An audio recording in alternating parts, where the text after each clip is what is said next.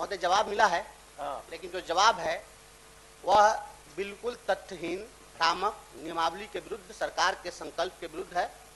यह नियोजित शिक्षकों की अंतिम और चिर प्रतीक्षित मांग से यह जुड़ा हुआ मामला है।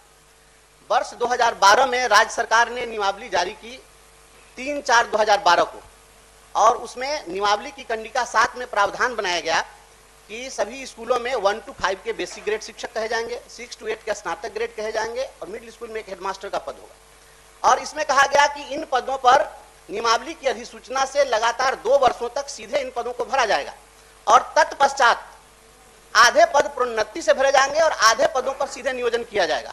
यह 2 वर्षों के लिए था महोदय, और यह 14 साल बीत गए हैं, और उसके बाद यह जवाब दिया जा रहा है कि अब पद ही नहीं है, तो जब आधे ही पद पर आपको नियुक्ति करनी थी तो सभी पदों पर नियुक्ति कैसे हो गई।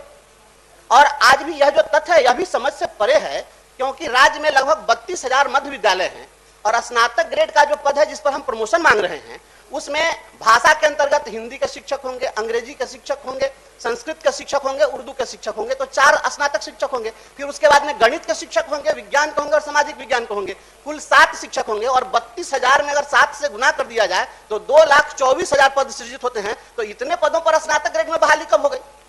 यह तो बिल्कुल तथ्य से परे है, और यह कह करके यह गुमराह करने की कोशिश की जा रही है महोदय। उसी प्रकार से हाई स्कूलों में जो माध्यमिक शिक्षक थे उनको उच्च माध्यमिक शिक्षक में प्रमोशन देना था, फिर उच्च माध्यमिक शिक्षकों को प्रधानाध्यापक में प्रमोशन देना था, तो यह काम भी नहीं हुआ। और एक और कहा जा रहा है कि स्नातक ग्रेड में पद नहीं है, दूसरी ओर कई जिलों ने अभी आपके विशिष्ट शिक्षक नियमावली के अंतर्गत प्रोन्नति के लिए आदेश जारी कर दिया है, और विशिष्ट शिक्षक नियमावली में जो 1 to 5 के विशिष्ट शिक्षक हैं उनको 6 to 8 के ही विशिष्ट शिक्षक पद पर प्रोन्नति दी जानी है। यह कैसे हो सकता है?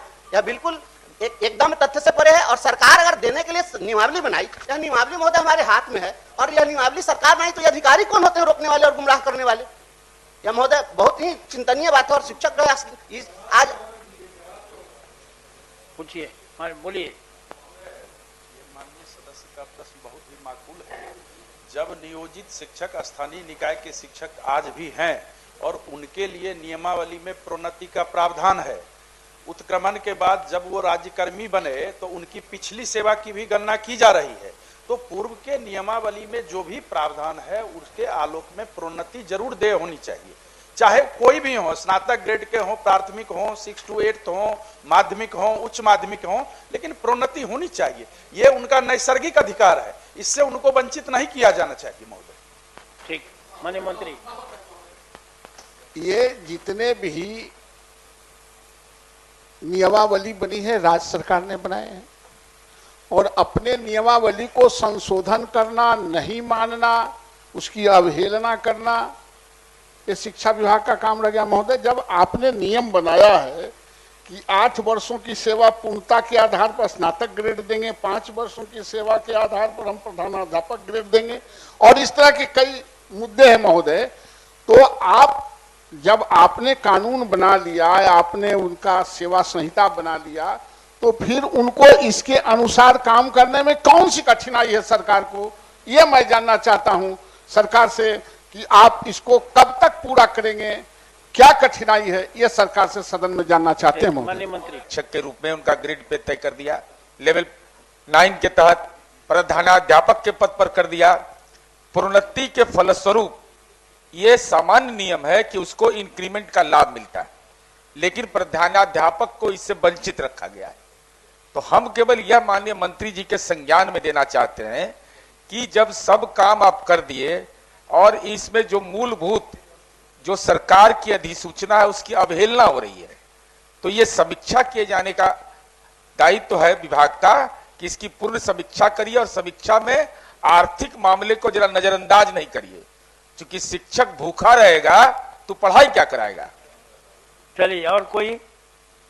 समय खत्म हो जाएगा, जवाब नहीं हो पाएगा।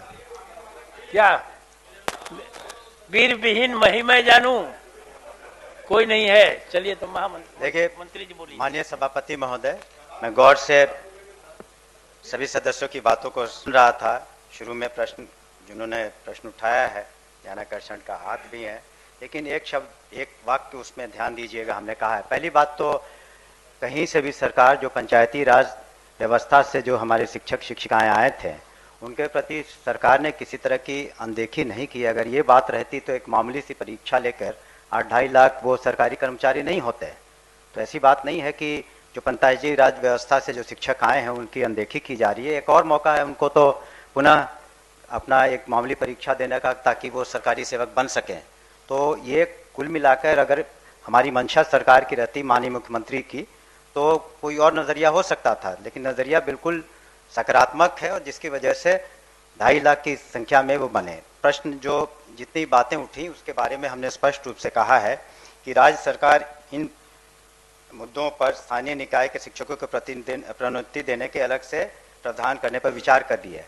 तो हम लोग को जितने मुद्दे उठे, चाहे वो वेतन का मामला हो, प्रोटेक्शन का, पे प्रोटेक्शन का हो, या एनोमलीज जिसको वेतन विसंगति कहते हैं, या उनकी नियुक्ति जो अलग अलग जगहों पर करनी है, उस पर निश्चित रूप से उनको हम लोगों ने संज्ञान लिया है। अगर संज्ञान नहीं लेते तो ये बात हम अपने जवाब में नहीं लिखते, उसमें थोड़ा वक्त लगेगा, लेकिन उनके यथासंभव हितों की रक्षा करेंगे, इतना हम कह सकते हैं। ठीक।